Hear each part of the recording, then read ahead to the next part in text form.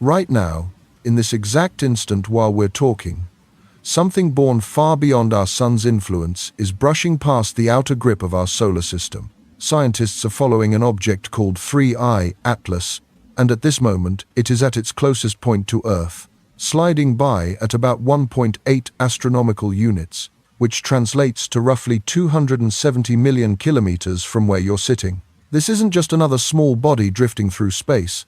It represents the third confirmed interstellar visitor ever observed entering our neighborhood, after Oumuamua and Borisov. But 3I Atlas is behaving in a way the others never did. It's evolving, and it's doing so in patterns that don't sit comfortably within our existing theories. What we're about to do is dig directly into the live data, now pouring in from the most advanced observatories on the planet. We'll examine the unfiltered measurements, the changes in its spectrum, and the odd shifts in its path that have astronomers everywhere staring at their screens, because what's unfolding suggests that 3I Atlas may be an unusually complex comet, or possibly something far more unexpected. Before we bring up the telemetry, if you want to keep up with this story as it develops and follow new information coming in from NASA and the ESA through the night, be sure to hit the subscribe button. We're following this as it happens. Now let's take a closer look at what the Gemini Observatory is telling us. Just 48 hours ago, 3I Atlas appeared as nothing more than a dim magnitude 18 blur on CCD detectors. The expectation was straightforward. A typical cometary evolution, slowly growing brighter as it moved closer to the sun, and then fading in a predictable way. That is not what unfolded. Instead, the object's brightness surged. It didn't simply increase. It erupted. Yet the true puzzle is not how bright it became, but how it looked. As it passed the frost line, the object revealed a clear, vivid blue color. According to standard comet science, this kind of blue is usually explained by the sublimation of carbon monoxide or ionized nitrogen. We've observed that behavior before, but then, as it neared the 1.8 AU distance, the spectrum changed again. The blue faded and was replaced by a sharp green glow. Green comets are not unknown. We understand that diatomic carbon and cyanogen gas can emit green light when struck by ultraviolet radiation from the sunday. If that were the end of it, we would simply label this as a chemically complex but entirely natural object. However, that is not where the story stops. Over the last 6 hours, visual observations have revealed a new and unprecedented change. The green is being overtaken by a metallic golden sheen. This runs counter to what we believed about the coma's chemistry. Very few natural mechanisms can produce a sustained golden reflection in a comet's tail. Sodium tails can appear yellow-orange, but the spectral pattern we are detecting does not align with a sodium event. It appears almost solid. It resembles a reflection rather than an emission. That brings us to the high-energy observations. While optical telescopes tracked the changing colors, the Hubble Space Telescope and the Chandra X-ray Observatory examined the object at higher frequencies. Comets can emit X-rays, typically when the solar wind collides with the gas surrounding the nucleus, a process known as charge exchange. We anticipated a faint, diffuse X-ray glow. What we observed instead were crisp, repeating peaks. Here is the key point. The X-ray output is pulsing. These are not random spikes caused by turbulent solar wind. They show an organized pattern. A NASA astronomer, in a report updated only minutes ago, noted that this might still involve interaction with the solar wind, but the strength of the signal points to more exotic processes. When a scientist says exotic, it usually means we do not yet have an explanation. The amplitude of the signal is far greater than what the density of the surrounding gas should permit. If the gas cloud is thin, the X-rays should be weak, but the gas appears thin, and the X-rays are overwhelmingly strong. So what does that suggest? It implies that the surface being struck by the solar wind may not be a cloud of gas at all. It could be a solid surface, and one that conducts electricity efficiently. A rotating metallic body interacting with the solar wind could, in theory, produce the kind of sharp X-ray pulses we are observing. This is the point where the science becomes unsettling for some and exhilarating for others. We are witnessing an object that shifted from blue to green and is now gleaming gold, all while emitting rhythmic bursts of high-energy radiation. I want to stop here and ask you, what is your instinct telling you? Is this simply an unusual blend of volatile ices we have never encountered before, or could this be something manufactured? Let me know in the comments below. I'm reading them as we go. Now let's bring in the thermal data. We are receiving continuous input from infrared sensors. Normally, a comet behaves like a dirty snowball. As it warms, it cracks and releases gas unevenly. This uneven heating produces jets that push from the sunward side, causing the comet to wobble and spin unpredictably.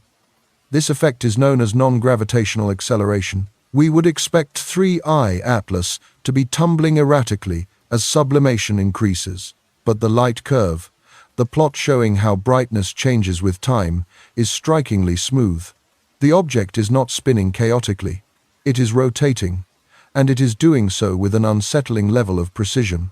The rotation period is locked. It is stable. If this were a fragile ball of ice breaking apart, escaping gases should be speeding it up or slowing it down in random ways. Instead, 3I Atlas maintains a perfectly regular rotation, almost as if it were actively stabilized. That stability explains why the golden glint appears so steady. In a chaotic tumble, the golden flash would come and go unpredictably, but that is not what we see. It behaves like a signal. It switches on, off, on, off. We also need to address the coating hypothesis. The transition to gold has prompted some scientists to consider the nature of the surface itself. An object traveling through interstellar space for millions of years would be bombarded by cosmic rays, darkening and reddening its exterior, much like Oumuamua. And indeed, during its approach, it did appear dark. As the object heated up, that dark outer layer appears to have fallen away or been stripped off. What we're seeing now is the material beneath it, and that is what's bouncing sunlight back toward us. The question is whether this surface is made of newly exposed ice or of some substance that can withstand intense solar radiation. A NASA report notes the evaporation of gases like cyan and dicyan, which accounts for the green coloration, but not the golden sheen. That feature demands a different explanation. Some mineral experts point to iron-rich silicates, or possibly an unusually high amount of sulfur. Yet sulfur doesn't behave like a mirror when it reflects light. The albedo, the reflectivity, of this object has surged dramatically over just the past few hours. It is now reflecting close to 80% of the sunlight that strikes it. To put that in perspective, fresh snow reflects about 80%. Enceladus, one of Saturn's moons, is among the most reflective objects we know. 3I Atlas is now matching Enceladus. But Enceladus is made of ice, while this object is hot. It is currently exposed to the sun's full power at 1.8 RU. Under those conditions, ice should be violently sublimating, producing a huge, chaotic coma. Instead, the coma remains compact. It looks controlled, almost streamlined, nearly aerodynamic. This leads us to the most disturbing aspect of tonight's observations: the shape. We haven't been able to resolve the nucleus directly. It's simply too small and too distant, even for Hubble, which can only see it as a point of light. But we can deduce its shape by studying the light curve. Oumuamua appeared either cigar-shaped or pancake-like, extremely elongated. 3I Atlas seems different. Its light curve points to symmetry. It suggests a form that doesn't resemble the irregular, potato-shaped bodies we associate with asteroids. The data hints at something geometric. If you find this analysis useful, please take a moment to like this video. That small action helps the algorithm share this scientific information with more people who want to understand what's unfolding in our sky tonight. As we track 3I Atlas moving through the constellation of Hydra, now visible with binoculars for observers in the southern hemisphere, we're left with an image that refuses to fit neatly together. We're seeing a comet that doesn't tumble, a gas cloud that pulses with hard X-rays, and a dirty snowball that gleams like polished gold. The standard model is under real strain trying to reconcile all of this. The unease among scientists is obvious. You can hear it in the careful wording of official statements. They are cautious. They stick to conservative interpretations.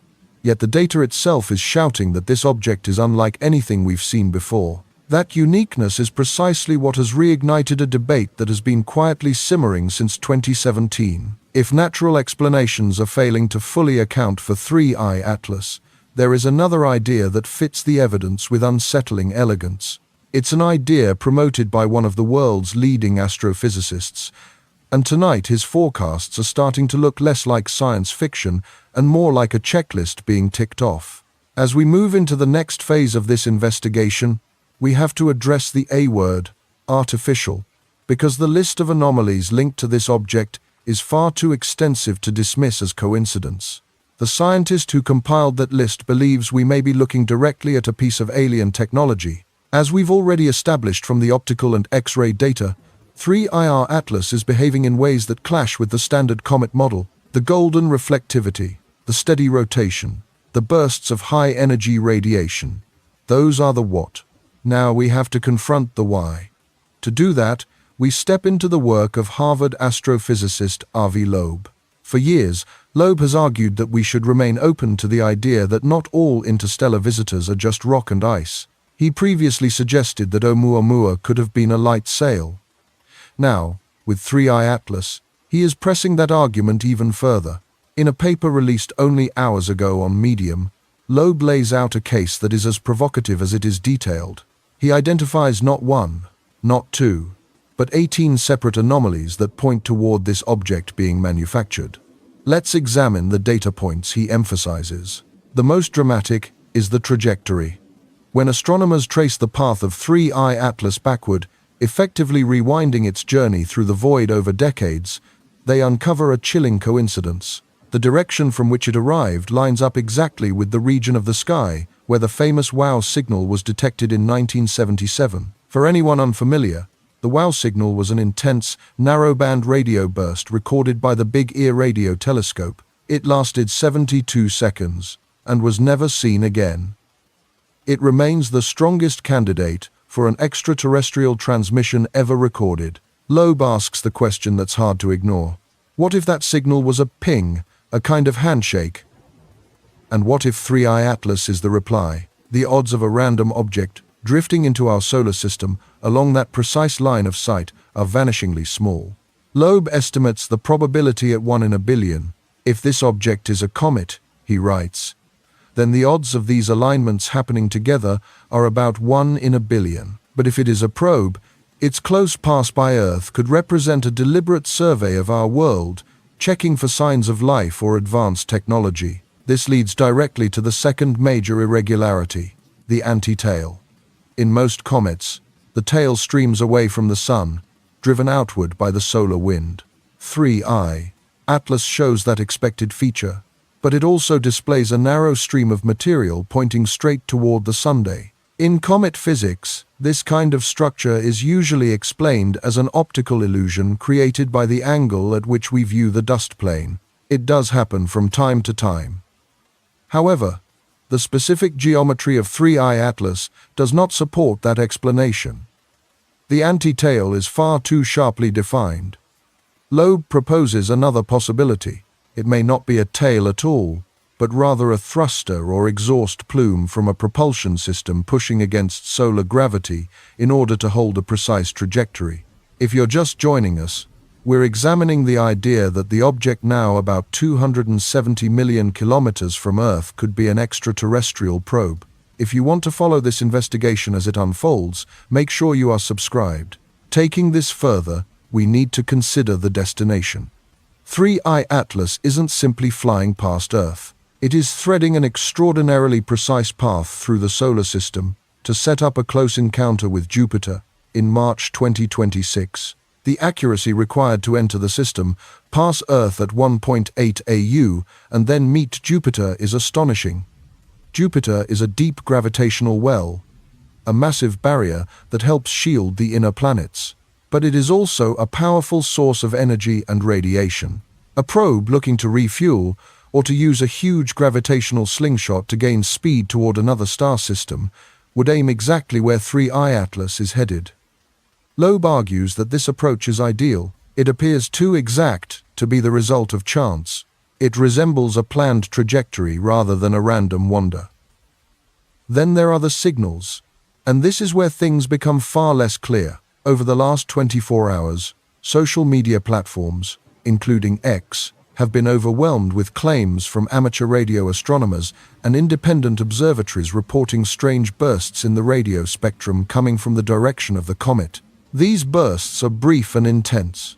NASA has officially described them as interference caused by solar activity. And to be fair, the sun is indeed active right now.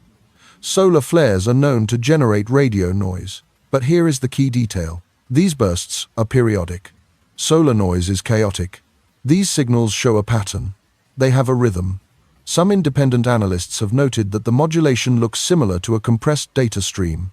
Imagine a probe that has been dormant for centuries suddenly activating as it approaches a star, gathering enormous amounts of information about the third planet, us, and then transmitting that data outward in a dense, high-energy burst.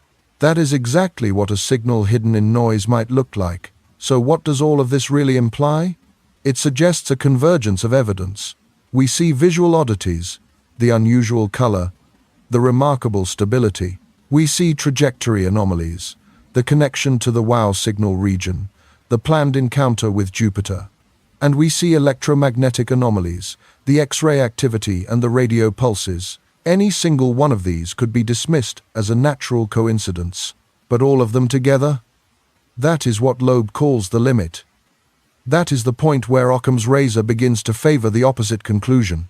Is it more reasonable to invent 5 separate new natural explanations for one object, or to accept that a single idea, artificial design, could explain all 5? I want to ask you something. If this really is a probe, and if it is observing us, what do you think it is seeing?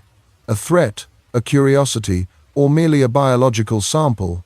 Share your thoughts in the comments. Skepticism from the broader scientific community is both healthy and essential. We cannot assume aliens every time we encounter a strange rock. But the natural explanations are becoming increasingly tangled. They require us to believe that 3I Atlas is a one-of-a-kind comet, made of one-of-a-kind materials, traveling along a one-of-a-kind path, emitting one-of-a-kind radiation, all by pure coincidence. Statistically, that is a nightmare. And while the debate continues over what this object might be, the object itself is not waiting for our conclusions. It is moving, and it is moving quickly. But it's not just moving fast, it's moving incorrectly. This leads us to the most immediate and shocking development of the night. While discussions about color and origin have been ongoing, the James Webb Space Telescope has been monitoring its position, and that position is wrong. The mechanics of our solar system function like precise clockwork. We know how gravity should guide an object. We can predict a comet's path to within meters.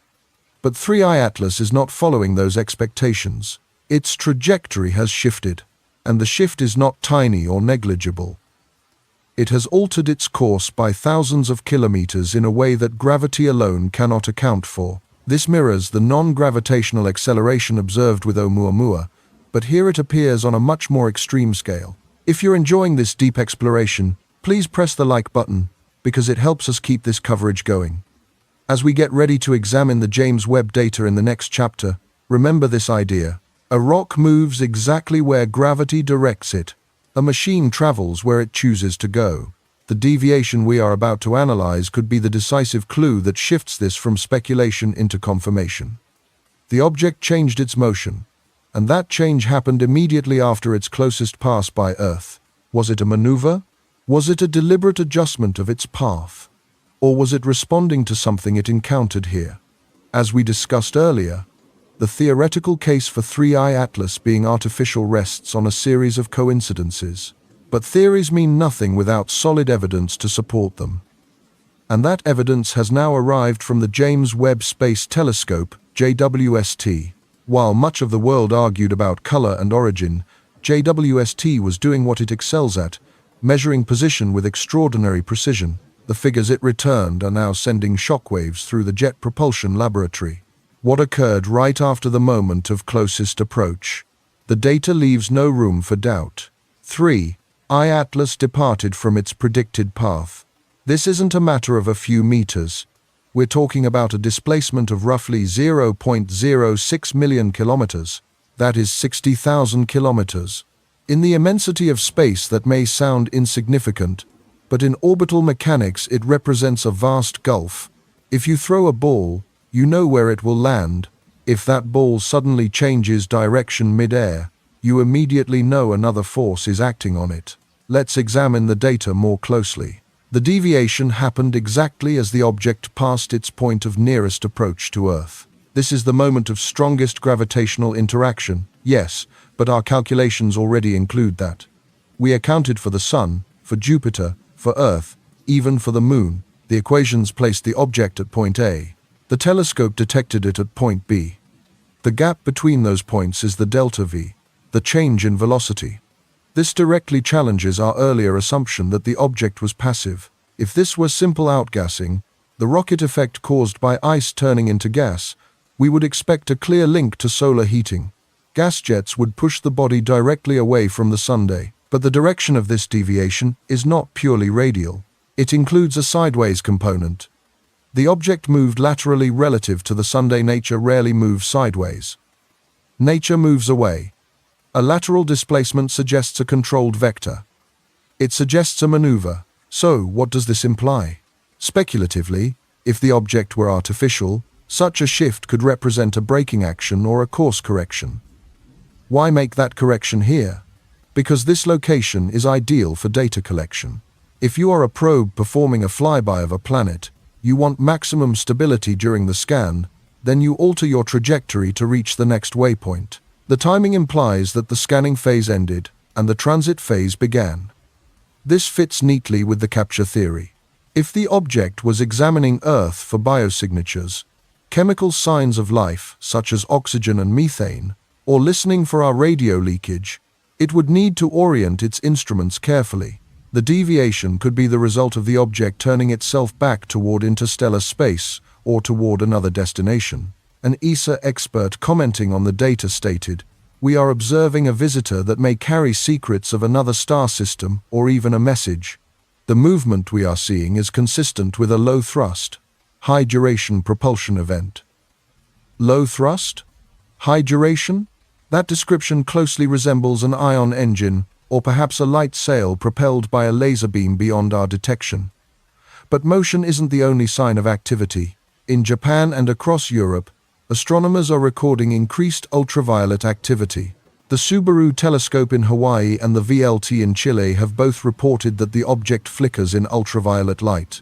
Comets do flicker. Dust clouds can be chaotic. But this flickering is rapid. It happens in bursts measured in hertz, not minutes. Here is the critical point. The flicker is regular. It looks like a modulated signal. When light is flashed through a fiber optic cable to deliver internet data to your home, that is modulation. What we are seeing is a UV source on the object brightening and dimming in a pattern that looks unsettlingly like binary code. Could it be evaporation? Possibly. A rotating vent might create a strobe-like effect, but such a vent would slow as material is depleted. This strobe remains steady. If you want to stay informed about this possible signal, be sure to subscribe. We will be following the decoding attempts live. Together, the trajectory change and the ultraviolet flickering create the image of an active machine. It altered its trajectory. It is emitting bursts of energy, and it is doing all of this while moving farther away from us. The risk of impact is zero. The object is retreating safely, but the effect on our minds is impossible to measure. We are observing something that behaves as if it has purpose. That brings us back to the question of why. Why 60,000 kilometers? Why that exact adjustment? When the updated path is fed into the simulations, we can see what that 60,000 kilometer change actually accomplishes. It doesn't merely push the object away from Earth. It precisely calibrates the timing of its arrival at the next major gravitational marker. It places 3I Atlas on an exact intercept trajectory with the king of planets. This deviation was not a mistake, it was a correction. It ensured that the meeting with Jupiter would happen down to the second. I want to ask you, do you believe governments know more than they are revealing? Is the noise classification simply a smokescreen? Share your thoughts in the comments. As we watch the object slip beyond unaided human vision and disappear into the dark, we have to consider that the close pass itself may have been the main objective, and the departure is merely the journey back. Or perhaps, the departure signals the beginning of something new. The object isn't just moving away, it is setting a course toward the largest gravitational well in our system. And if Avi Loeb is correct, what unfolds near Jupiter in 2026 could make what we're seeing tonight seem like a firecracker next to a supernova. If this breakdown is useful to you, please like the video. From here, we have to look forward. The object may be leaving Earth, but it isn't leaving the narrative. The next chapter will unfold under Jupiter's shadow. Models indicate that 3I Atlas won't simply drift past. It will interact with the giant planet in a way that could either eject it from the galaxy entirely or send it back toward us. As we laid out earlier, the trajectory shift of 3I Atlas was not random. It was a deliberate adjustment that placed the object on a collision path, not with a planet, but with a gravitational keyhole. The destination is Jupiter, and the time is March 2026. While the world is still processing the close encounter with Earth, astronomers are already focused on what comes next, because if Earth was the scan, Jupiter may be the engine. Let's examine the data surrounding this future meeting more closely. The object is currently racing away from the Sun, shedding kinetic energy as it climbs out of the solar gravitational well. But in a matter of months, it will begin its fall toward Jupiter. The configuration of this encounter is known as a gravity assist, or slingshot. We use this technique routinely. The Voyager probes, Cassini, New Horizons, all borrowed momentum from Jupiter to propel themselves outward. But 3I Atlas appears to be executing this maneuver in a very different way. A natural body like a comet typically ends up in a chaotic path when it ventures too close to Jupiter. Jupiter is known as the comet eater. It captures them, tears them apart, or hurls them into the sunday. 3I Atlas, by contrast, is targeting a very specific altitude above Jupiter's cloud tops. It is aiming for the optimal corridor, the narrow region that maximizes speed gain while avoiding entrapment in the intense radiation belts. This runs counter to what we assumed about random entry. The odds of an interstellar object entering the solar system, passing Earth at a distance close enough for detailed scanning, and then striking the ideal gravity assist vector at Jupiter are astronomically small. It's like throwing a dart from New York and hitting the bullseye in London after banking it off a wall in Paris. So what does this imply? If we consider the artificial scenario, the Jupiter flyby could serve two distinct functions. The first is propulsion. By plunging deep into Jupiter's gravity well, the object can gain an enormous velocity boost, potentially enough to exit the solar system at speeds exceeding the galaxy's escape velocity. It would be an ideal way out. The second possibility is even more compelling. Jupiter is not isolated. It is encircled by its own miniature solar system of moons, Europa, Ganymede, Callisto, worlds with oceans hidden beneath ice, worlds considered prime locations for life. If 3I Atlas is a probe, and if it surveyed Earth for surface life, it would make sense to also examine Europa for life beneath the surface. The trajectory brings it perilously close to the orbits of the Galilean moons, and here is the critical point. The course adjustment we detected near Earth, that 60,000-kilometer shift, was precisely what was required to line the probe up with the plane of Jupiter's moons. Without that adjustment, it would have skimmed past Jupiter at a steep angle, missing the moons entirely. With the adjustment, it threads the needle, passing directly through the equatorial plane. It effectively gains a front-row view of the water-rich worlds.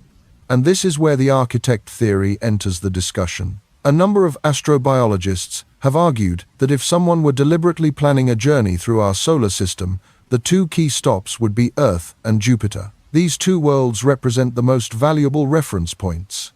Earth offers insight into biology, while Jupiter provides crucial information about physics and chemistry. 3I Atlas is passing by both of them, in that exact sequence, with a noticeable course adjustment in between. If you want to follow this path all the way out to Jupiter, make sure you are subscribed.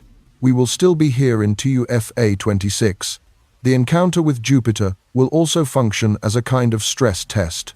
Jupiter possesses the most powerful magnetic field of any planet in the solar system.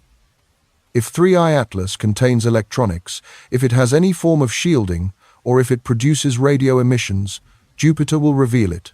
The interaction between the object's own magnetic field, assuming it has one, and Jupiter's vast magnetosphere could generate auroras, radio emissions, and synchrotron radiation that we can detect from Earth. We might witness the object activate in a way we have never observed before. There is also the matter of whether it will ever come back. NASA and astronomers confirm that the comet will not return, because its velocity exceeds the Sun's escape velocity and it is not gravitationally bound to our system. Current calculations show a hyperbolic path, one direction inward and one direction outward. But that conclusion assumes the object is inert. It assumes there are no engines. If 3I Atlas were to initiate propulsion at the periapsis of the Jupiter flyby, at its closest approach, it could take full advantage of the Oberth effect. A very small burn at that moment could produce a dramatic change in its final speed. That energy could be used to slow down, to enter orbit, to remain in the system, or, as Loeb has speculated, to transmit. It could send a powerful beam back toward its point of origin, possibly using the Sun's gravitational lens or the energy of the maneuver itself to drive the signal. If this object is simply a comet, the odds of all these alignments would be 1 in a billion.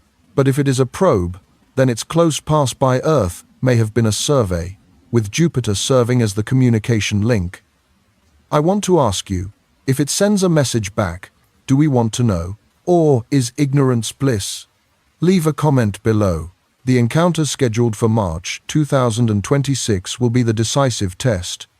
If it behaves like a natural rock, we will have our answer. If it maneuvers again, if it changes its orientation to scan Europa, if it ignites an engine, then the argument ends. We will know that we are not alone. For now, the object continues its silent journey. It is moving away from the warmth of the inner solar system toward the cold darkness of the outer planets. It is slowly disappearing from view, but it has not disappeared from our focus. The information gathered in just a few short days, the golden coloration, the X-rays, the trajectory deviation, has already altered our understanding of history. If you are enjoying this deep dive, please hit the like button. As we approach the final chapter, we have to consider the endgame. What comes after Jupiter? Where does it travel next? And what does this visit mean for humanity's future? The object is departing, but it may be leaving something behind. A legacy, a question, or perhaps a warning. As we have already established, the meeting with Jupiter in 2026 will be the closing act of this cosmic drama within the populated regions of our solar system. After that, 3I Atlas begins a long and solitary journey into deep space. By the 2030 seconds, it will have passed beyond the orbit of Neptune. By the 2040 seconds, it will be moving through the Kuiper belt, and then it will be gone, returning to the interstellar emptiness from which it arrived. Let's take a closer look at the long-term projections. NASA and astronomers are clear that the comet will not come back. Its speed is greater than the Sun's escape velocity. It is not held by our star's gravity. Put simply, it is traveling too fast to be captured. It follows a hyperbolic path. It falls inward, swings around, and shoots back out, never to appear again. The mathematics are straightforward. If it is merely a rock, this is farewell. But as this investigation has shown time and again, 3I Atlas has a tendency to challenge the equations. This challenges our previous assumptions about being alone. Even if the object itself never returns, the consequences of its passage are lasting. If even a small part of Avi Loeb's ideas proves correct, then its departure is not the conclusion. It is the opening of a new chapter. Because if 3I Atlas is a probe, it has a purpose, and purposes include reporting stages. So what does that really imply? Speculatively, following Loeb's line of thought, the object could return in the future, not physically, but through its effects. If it is a probe, it could engage its engines to fine-tune its trajectory after the Jupiter flyby, pointing a high-gain antenna back toward its home system. It could transmit the information it gathered, the composition of Earth's atmosphere, the radio noise leaking from our cities, the detailed images of our oceans. And if that information is received, it could set the stage for a future return visit. Not by 3i Atlas itself, but by others that may follow. A secondary mission, a possible point of contact. The WOW signal appeared as a single, brief burst. 3i Atlas could be the advance scout. The next arrival might be a fleet, or envoys, or perhaps just another quiet observer passing through. And here lies the critical point. We no longer look at the sky the way we once did. Before Oumuamua and 3i Atlas, we assumed that everything moving through our solar system was native to it. Now we understand that we occupy a crowded crossroads. The Galileo project, established by Loeb, is constructing purpose-built observatories designed to search for the next visitor. The Vera Rubin Observatory, which will come online soon, will be capable of detecting these objects months, and possibly years, before they arrive. We are assembling a planetary security network, not only to track asteroids, but also to monitor visitors. The lasting impact of 3i Atlas is that it compelled us to ask a deeper question. It pushed us to look at a wavering point of light in the sky and ask whether something might be signaling back. It forced us to consider that the anomalies, the gold hue, the X-rays, the deviations in motion, were not flaws in our measurements, but characteristics of a technology we do not yet comprehend. If you want to be part of this continuing journey of discovery, make sure you are subscribed. We will follow every new paper, every emerging idea, and every new object that enters our system. Despite there being no threat of collision, the comet is now safely moving away, heading toward the outer limits of the solar system. This event has the potential to overturn our understanding of the universe.